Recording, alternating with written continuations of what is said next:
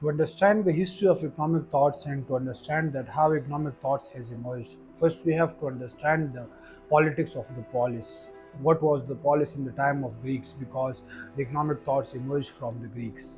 Now, in the first video, we have identified what is a natural law. Now we would understand what is a polis and how the political system of polis worked. Now we have seen that humans have thought about themselves, they have think about themselves, that how they have been developed, they have reasoned, they have used their own logic. Now in the early time there were three main philosophers.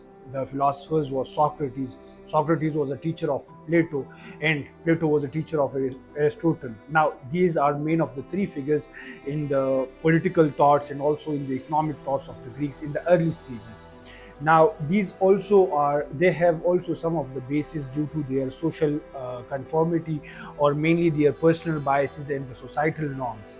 Now the first thing is that what is a polis? Polis is mainly a social organization where people live. It consists of a land.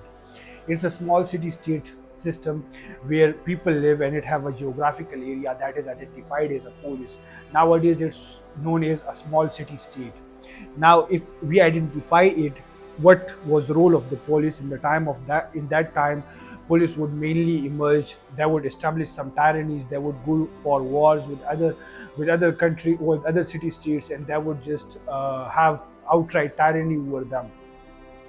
Now what's the main part is that if we see the most important city state, and the most which is mainly like remember in golden words, is Athens. Athens was a place which have 1,000 square area, geographical area. It's roughly half of the modern Delaware in the US. That was the whole area of the Athens. Athens was the area which developed great thinkers in the Greek time, like Socrates, Plato, and other peoples.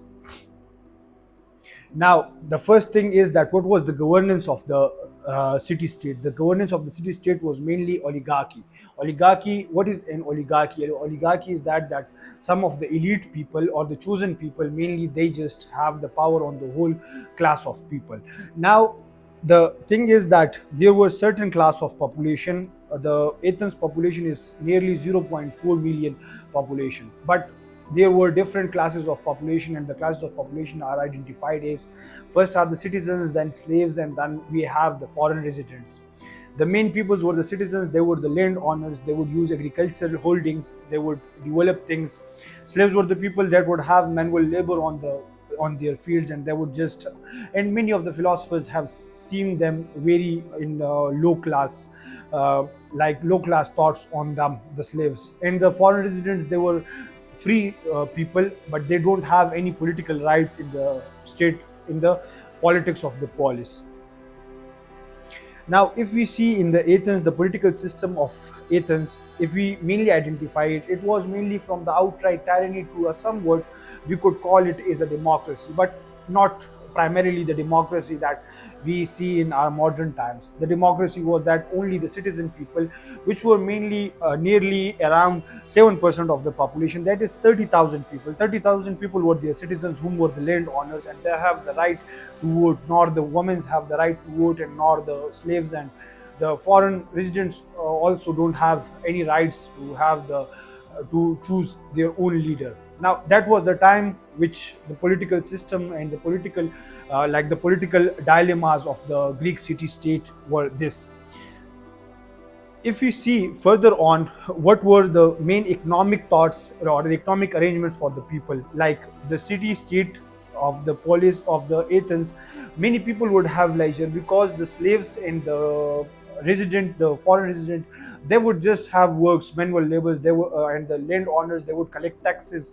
They would have have all of their resources from, they would take all of the production, and they would just have profit on them. They would accumulate all of the wealth.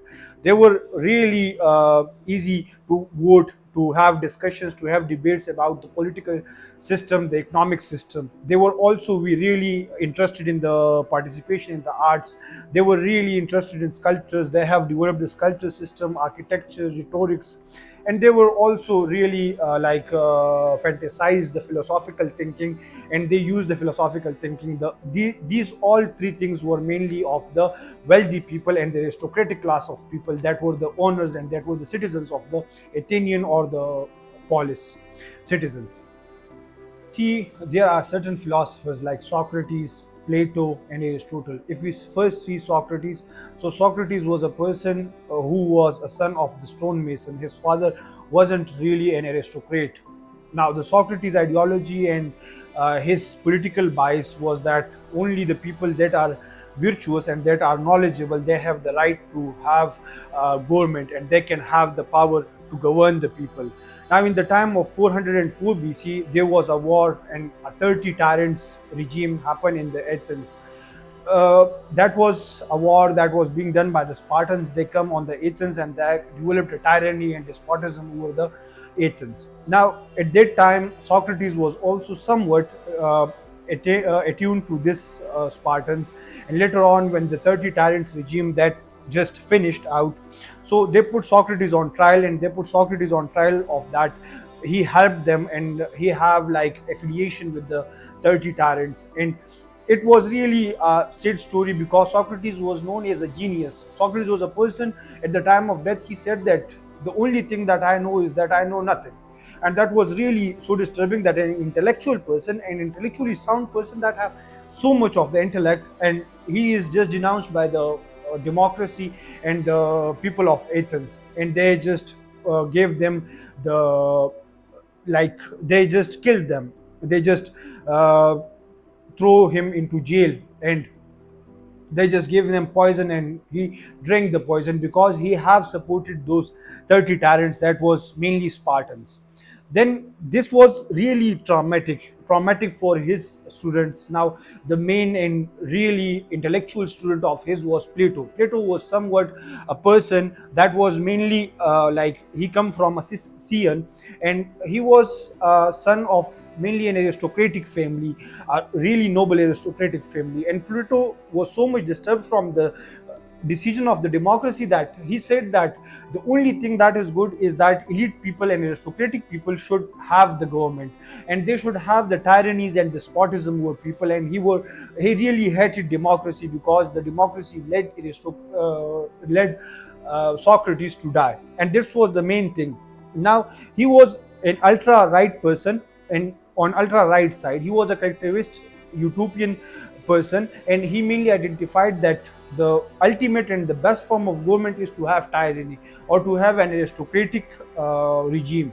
That this was something really different, and he said that in order to achieve justice and to achieve the societal well-being, we must have a tyranny that is being developed, or we must have an aristocratic regime that has happened. Now, what was the contribution of Plato? Plato had an academy that was really a think tank. People would come, they would just discuss the programs. The programs was mainly political. It was really good for mathematical minded people. It was a philosophical school where people would discuss politics. They have their own programs, and it was somewhat which later on Aristotle also came to this academy as well. This academy was mainly established in 387 BC.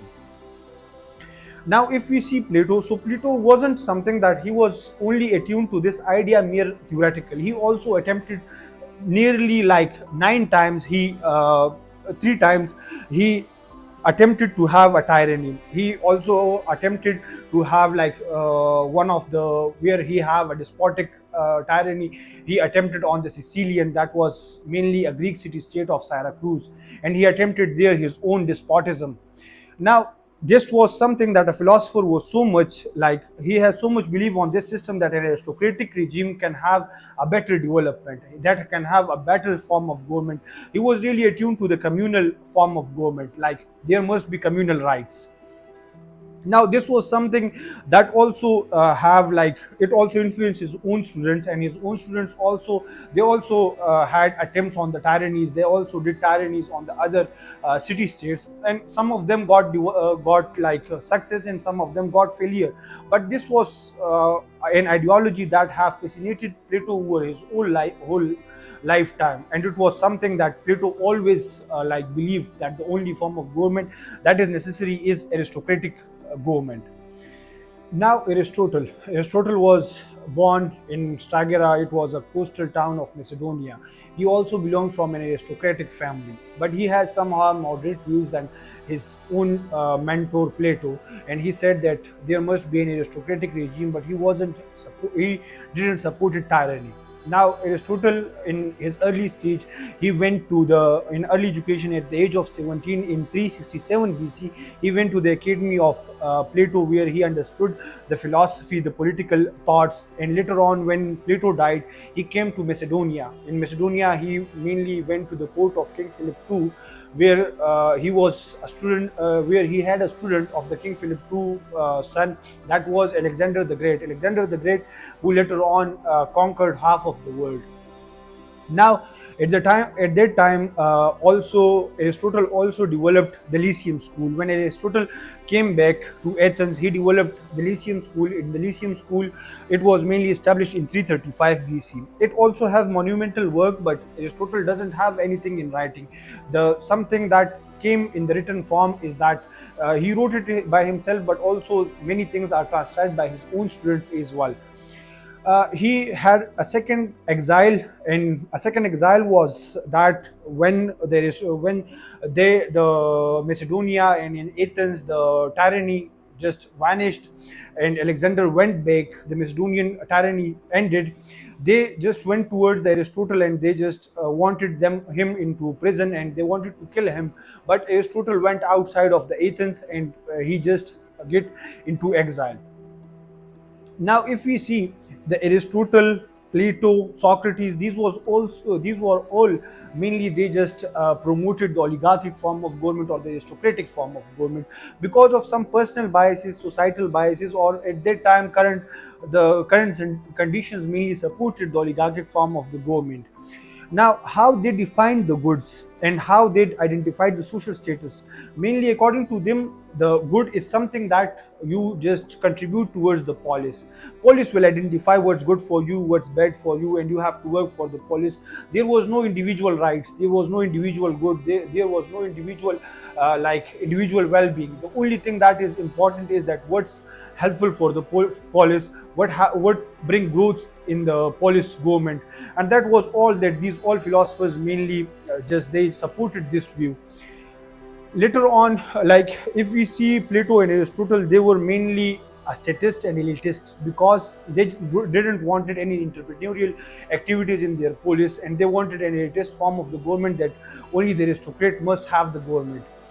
What they did, that they developed the natural law, but they didn't develop rights, because natural law was developed for the whole beings, but rights weren't developed because the right weren't developed due to the main thing that they weren't supported the individual well-being, and that's why they didn't develop any rights for the people. They just developed the natural law that we already discussed in the video that is earlier uploaded. Now here, if we see what the aristocrats do, they just mainly exalted some specific activities, and these activities were like they didn't just supported those activities because this was some low class of people would do these works, like slaves would do these work. That was the manual labor. The only thing they supported was the military works, the military arts, and agriculture. Agriculture is only in the ownership, that they produce things, but they didn't like the things that is manual labor. The other thing that is that they just said that it's unjust is money making and doing trade, because money making was accumulation of the wealth, and making money was something or making profit was something that was called unjust. And the profit itself was called that it just corrupts the virtue, and it corrupts the morality and ethics of the people, of the the elite people as well, and also but the low class people, they didn't have any money for that. Now, what was the thoughts of the Socrates and the Aristotle on that? The Socrates, when addressing to the Persian, he said that the only virtuous thing, or the only virtuous act, is to have agriculture and to have war, and the only ignoble occupations is that don't do anything of the manual labor. And the same thing that also come from the Aristotle is that he's also see low class to the thing that is low employment or something manual labor. because he said that it's in the restrictive form, and it just violates our, or it corrupts our civic sense or our morality. Then we have that why the police and the elitist police didn't want any entrepreneurial activity, because entrepreneurs are those people that bring innovation, that bring change to the people. But if we see a country having aristocratic form of government or an oligarchic form of government, didn't want their people to have change, because change just disturbs the whole spectrum of the things. The only thing that the elites or the Greek philosophical thinkers wanted was to have statism, and for that they just distracted the entrepreneurial activities. They didn't wanted entrepreneurial activities.